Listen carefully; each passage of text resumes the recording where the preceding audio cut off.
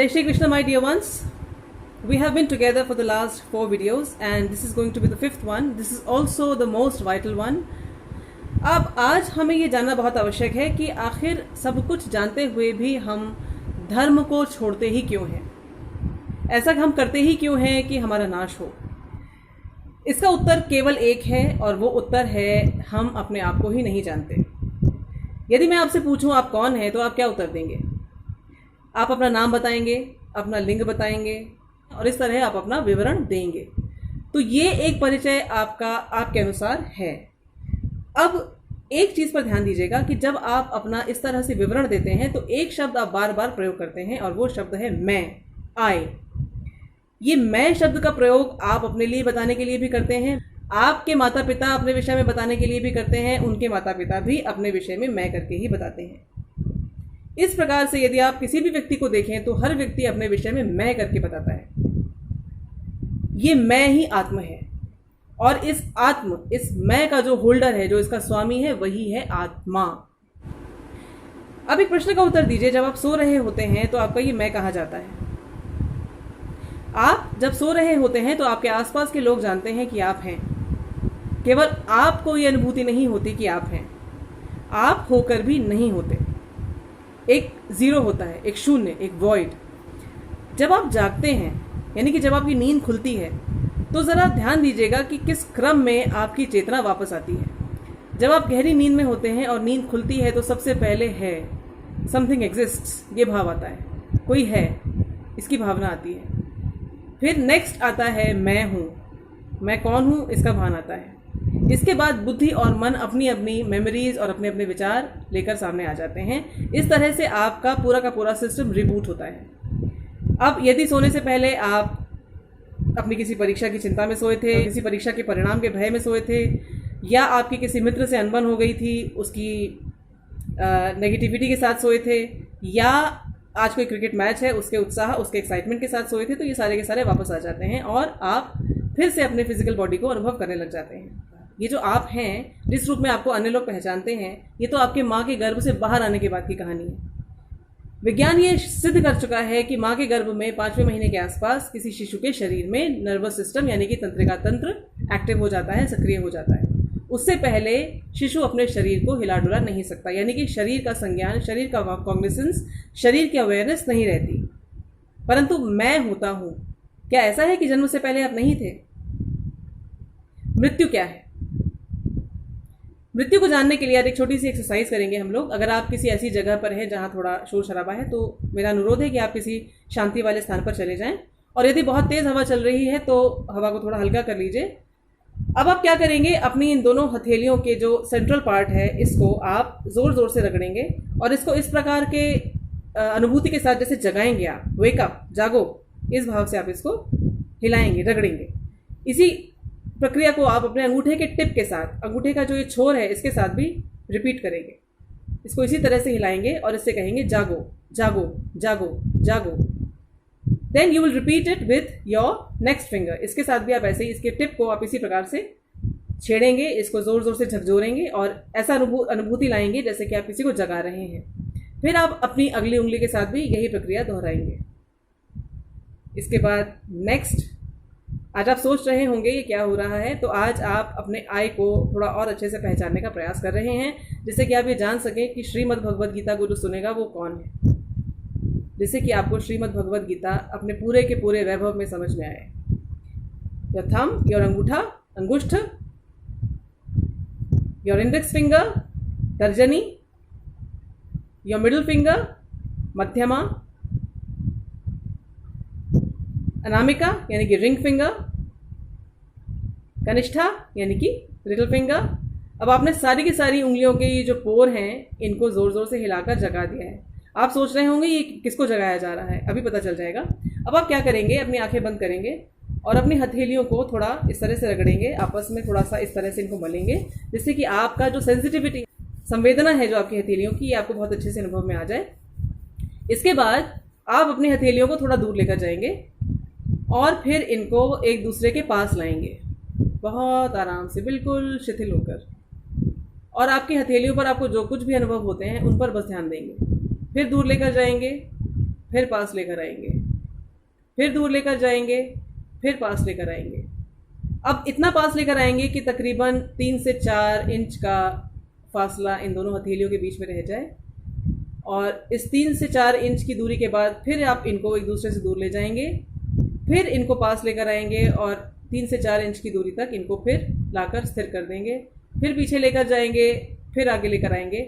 और इस तरह से कुछ बार रिपीट करने पर आपको अनुभव होगा, आप में से कईयों को अनुभव होगा कि एक टिंगलिंग जैसी अनुभव होगी, एक खुजली जैसी अनुभव होगी आपकी हथेली पर, या एक गर्माहट का आपको अनुभव हो सकता है, या ऐसा लग सकता है जैसे कि आप किसी कम दबाव वाली जगह से किसी ज़्यादा दबाव वाले स्थान पर अपने हाथ को ले जा रहे हैं। जैसे आप अपने इस शारीरिक हाथ से दूसरे शारीरिक हाथ को छूते हैं, फिजिकल बॉडी से फिजिकल बॉडी को टच करते हैं, अनुभव करते हैं, इसी प्रकार अभी अभी आपने अपने ऊर्जा शरीर की हथेली से अपने ऊर्जा शरीर की हथेली को छुआ है। जब आप ऐसे करते हैं तो आपका ऊर्जा शरीर अपने आप को अनुभव कर रहा है। This is your energy body और योर ऑरा बॉडी, या आपकी सूक्ष्म या सटल बॉडी। ये सूक्ष्म शरीर ही आपकी या मेरी मृत्यु के समय इस फिजिकल भौतिक शरीर को छोड़ेगा। कैसे छोड़ेगा? ये जो आपने नींद के बाद के रिबूट सिस्टम का क्रम जाना था, फिर मैं क्या सोचता हूँ, मैं कौन हूँ, मेरे क्या विचार हैं, मैं कैसा हूँ, आदि आदि, इस सारी की सारी मेमोरी को एक साथ स्टोर करके ये ऊर्जा शरीर इस फिजिकल बॉडी को छोड़ देगा। इस ऊर्जा शरीर यानी कि ऑरिक बॉडी के अंदर 7 ऊर्जा के चक्र होते हैं, 7 एनर्जी पोर्टल्स। ये लगातार एग्जॉस्ट की तरह चलते रहते हैं और प्राणवायु को अपने अंदर खींचते रहते हैं और बाहर निकालते रहते हैं, बिल्कुल एक एग्जॉस्ट की तरह। ये 7 ऊर्जा चक्र ये सुनिश्चित करते हैं कि जब तक मैं और आप इस फिजिकल बॉडी, इस भौतिक शरीर के अंदर हैं, सब कुछ सुचारू रूप से चलता रहे, ऊर्जा की सप्लाई बनी रहे और हमारा शरीर जीवित रहे। जब मृत्यु जिसे कहा जाता है आती है, तो हमारा ये ऊर्जा शरीर मन, बुद्धि और आय को साथ में लेकर इस बॉडी को छोड़कर बाहर निकल जाता है।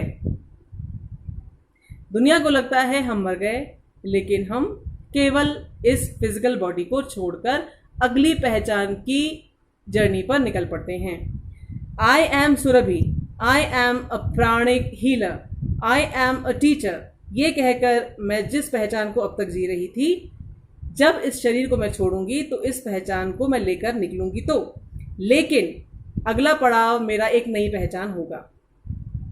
आय करके अब मैं किसी और पहचान को जीऊंगी। मेरे मन और बुद्धि के जो संस्कार हैं, उनमें से जो मुख्य संस्कार हैं, उनको लेके एक नए व्यक्तित्व की रचना की जाएगी। मेरी स्मृति यानी कि मेमोरी में से वो वाले पार्ट्स रख लिए जाएंगे जो मेरी आगे की यात्रा के लिए महत्वपूर्ण हैं, अन्य सारे के सारे मिटा दिए जाएंगे यानी कि डिलीट कर दिए जाएंगे। मेरी मृत्यु कभी नहीं होगी। आपको याद होगा श्री कृष्ण कह चुके हैं, ममाई वांशो जीवलोके जीवभूतः सनातनः, हम सनातन हैं, ना हमारा आदि है ना अंत है, ना हम कभी पैदा होते हैं ना हम कभी मरते हैं, हम तो सदा रहते हैं, बस एक भ्रम को जीते हैं। कोरोना कहता है मृत्यु अवश्यंभावी है, death is inevitable. Shri Krishna कहते हैं मृत्यु है ही नहीं, मृत्यु केवल एक भ्रम है। तो ये जो हमारा ओरिजिनल सेल्फ है, आज इसको हमने समझा, इसका मूल कहाँ है अब इसको भी समझ लेते हैं, हम यहाँ क्यों हैं इसको भी समझ लेते हैं।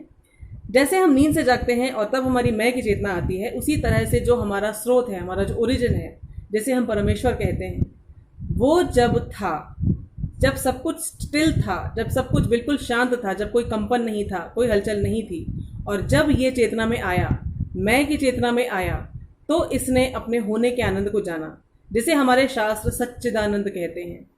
सच्चित और आनंद, ट्रूथ, नॉलेज एंड ब्लिस। इसे ना कुछ जानना था, ना इसे किसी चीज़ को ढूंढना था, ना इसमें किसी चीज़ की कमी थी। ये था और ये होने में ही संतुष्ट था। अब इस होने के आनंद को ये अन्य किसी को भी अनुभव कराना चाहता था। अन्य कहाँ से लाया जाए, क्योंकि इसके अतिरिक्त कोई नहीं था। ये एक आय था, एक ओरिजिनल मैं था, एक मूल मैं था।